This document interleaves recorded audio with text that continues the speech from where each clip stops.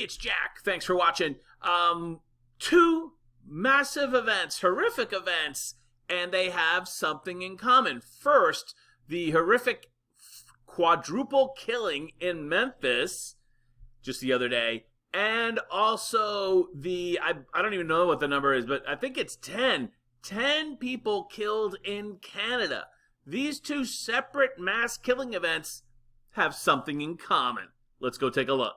And what do you know? It's that the perpetrators were released early. Here's an article from Newsweek. I didn't even know Newsweek was still a thing. Ezekiel Kelly, Memphis shooter, was released early from prison. Released at least 4 people killed and 3 wounded in Memphis, Tennessee. Released early. Oh, isn't that special? Well, that's so what happens in Canada with, what's this guy's name? Damien, I think his name is. Parole board saw high risk of violence in Miles Sanderson. That's his name, Miles Sanderson. But is approved his release anyways. And, oh my God, somebody you would hope would be held accountable. But it seems like we're moving to a society where no one's held accountable.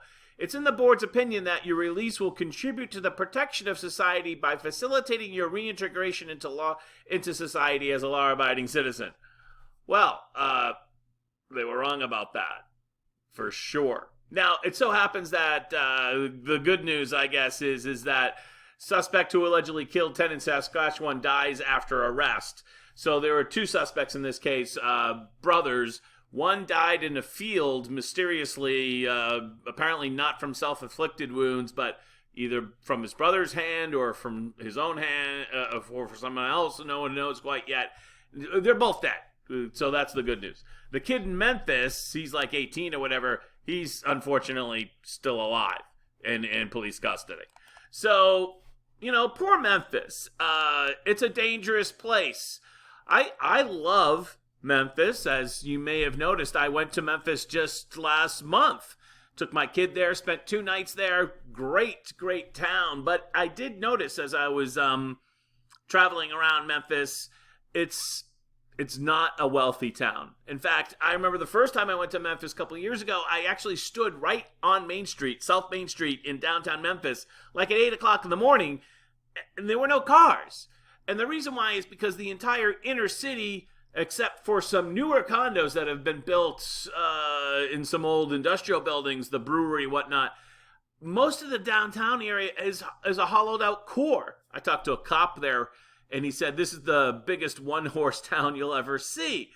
A couple of years ago, right around the corner from the hotel I stayed at the train station hotel there.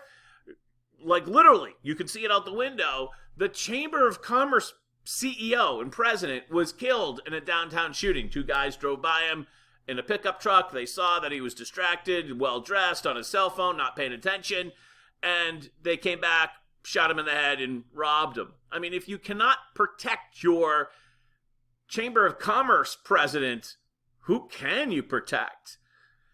I know. I mean, just, really. And I hate to say this about a city that I really enjoy.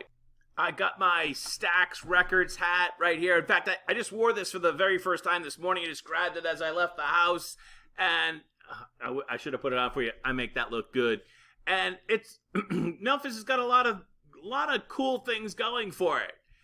But I'm going to just say that there's probably one other thing that is going on with all of these events. The Canadian one, the Memphis one, the other Memphis killing where the hardware heiress lost her life just 5 or 6 days ago.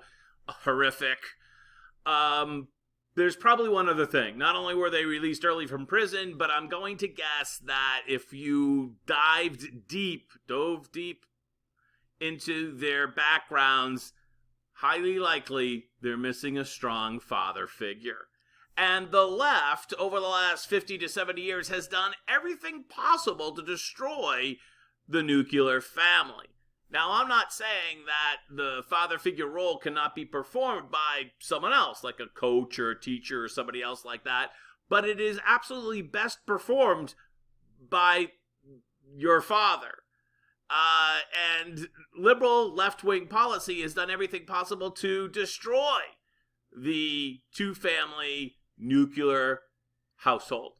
And we have devastating impacts, generational impacts that result in these types of horrific pathologies. We will always have pathology and pathological behavior in a country of over 300 million people.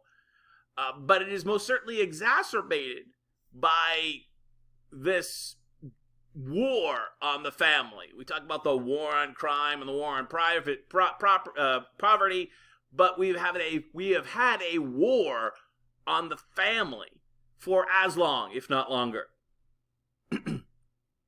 We as conservatives need to address that in a much stronger way. You know, we've got plenty of poverty here in beautiful Massachusetts, behind enemy lines, and even here in Plymouth, America's hometown. But as I went across the country this summertime in August, Memphis, Little Rock, Oklahoma City, lots of New Mexico, I was startled by how much poverty there were along that Interstate 40 corridor.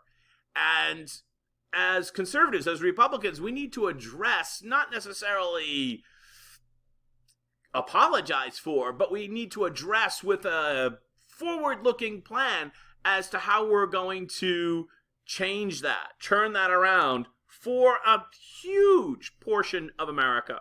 And the beginning of that, I believe, starts with building strong two-parent families, the basis of society. All right, I'm John F. Cately. You can call me Jack, here in beautiful Plymouth, America's hometown, Massachusetts.